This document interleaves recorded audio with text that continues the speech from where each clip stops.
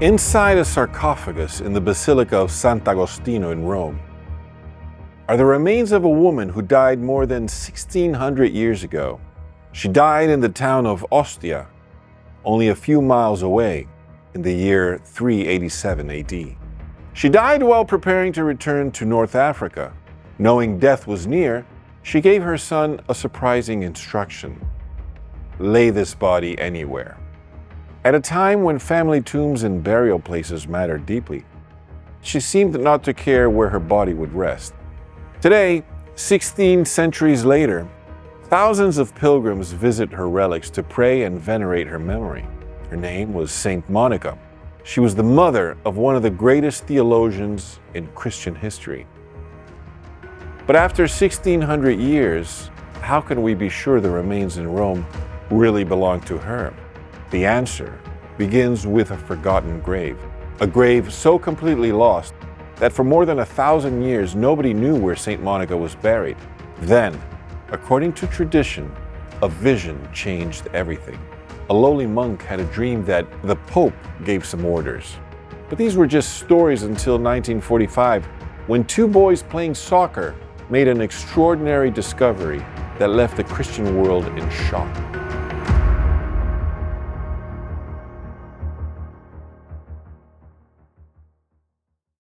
Monica was born around the year 332 in Roman North Africa, in what is now modern-day Algeria. The Roman Empire was still standing. Christianity had only recently emerged from centuries of persecution. The Council of Nicaea had taken place just a few years earlier, and many of the great theological battles that would shape Christian history were only beginning. Very little is known about Monica's childhood. Monica's story is unlike that of most saints. There was nothing about Monica's life that suggested she would be remembered 16 centuries later. She lived in a provincial corner of the Roman Empire. She left behind no books or sermons, no theological writings. In fact, almost everything we know about Monica comes from someone else, her son. And for most of her life, she would have appeared completely ordinary. She married a Roman official named Patricius. The marriage was not easy. Patricius was not a Christian.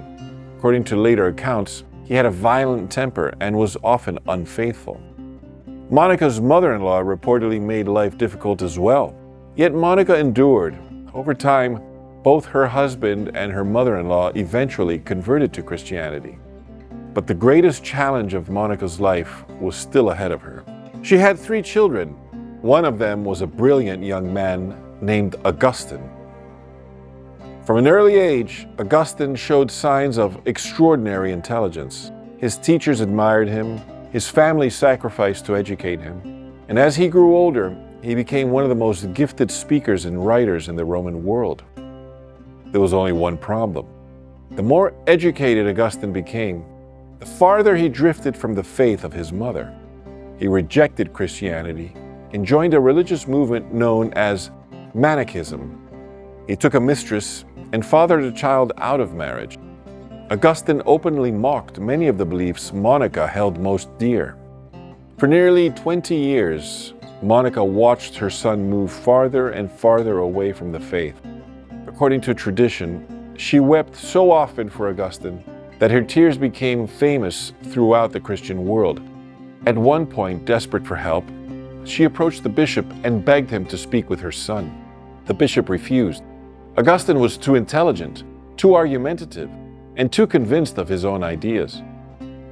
But before leaving, the bishop reportedly told her something she would never forget. It cannot be that the son of these tears should perish. Monica held on to those words for years. She had no way of knowing that the rebellious young man she worried about every day would one day become Saint Augustine, one of the greatest theologians in Christian history. Nor could she have imagined that her own name would be remembered 16 centuries later, or that one day Christians would travel from around the world to kneel before her tomb.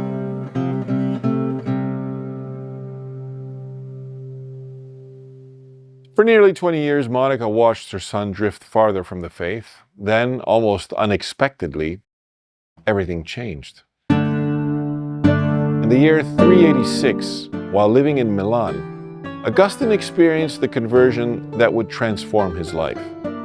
The details are among the most famous in Christian history. Sitting in a garden, tormented by doubt and inner conflict, Augustine heard what sounded like the voice of a child repeating a simple phrase, "Take and read." He picked up a copy of St. Paul's writings and opened it at random. What he read struck him with such force that he later described it as a turning point in his life. At last, the prayers Monica had offered for so many years appeared to have been answered. The following year, Augustine, Monica, and several companions began preparing to return to North Africa, but they never made it home. While waiting for a ship at the port city of Ostia, Monica became ill. She was in her mid-50s. Augustine later recorded a remarkable conversation he shared with his mother shortly before her death. The two stood looking out over a window toward a garden and spoke about heaven, eternity, and the life to come. Only days later, Monica fell seriously ill. Realizing that death was near, she gave the instruction that would puzzle generations of historians: lay this body anywhere. She no longer cared where she would be buried. According to Augustine, her only concern was that she be remembered at the altar of the Lord. Soon afterward, she died. She was buried at Ostia. At the time, there was nothing to suggest that her grave would become a place of pilgrimage. Nothing to suggest that Christians would one day honor her as a saint. And nothing to suggest that her son would become one of the most influential theologians in history. As Augustine's fame spread across the Christian world, interest in his mother grew as well. Pilgrims began visiting her burial place. An epitaph was erected over her grave. Churches preserved the memory of where she had been buried. Then somehow the trail went cold, and centuries passed. Empires rose and fell, and wars swept across Italy. Buildings were destroyed, rebuilt, abandoned, and rebuilt again. And somewhere in Ostia, the grave of Saint Monica disappeared. By the Middle Ages, the final resting place of Augustine's mother had become a mystery. For more than 1,000 years, nobody could say with certainty where she lay. But what happened in the 15th century changed everything.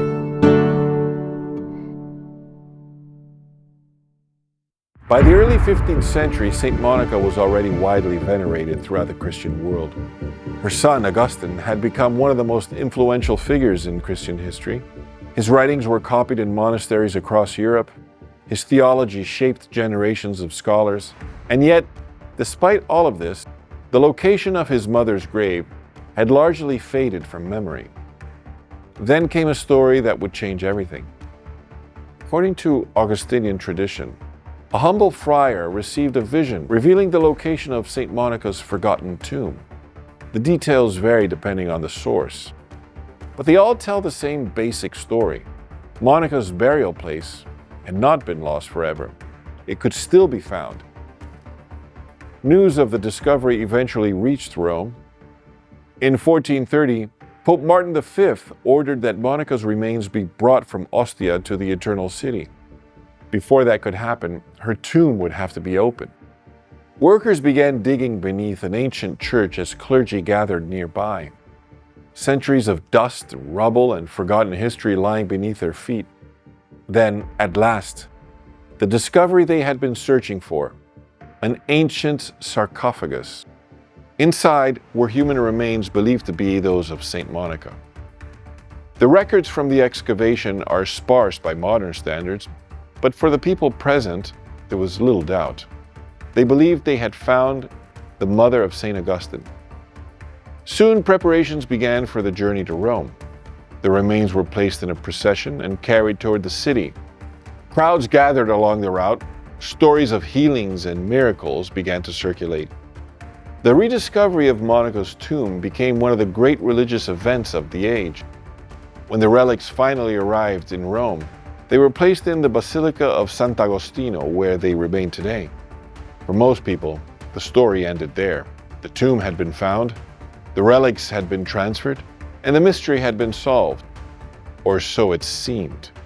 Because nearly 500 years later, an unexpected discovery in Ostia would raise an entirely new question. Had anyone actually found proof that St. Monica had been buried there at all?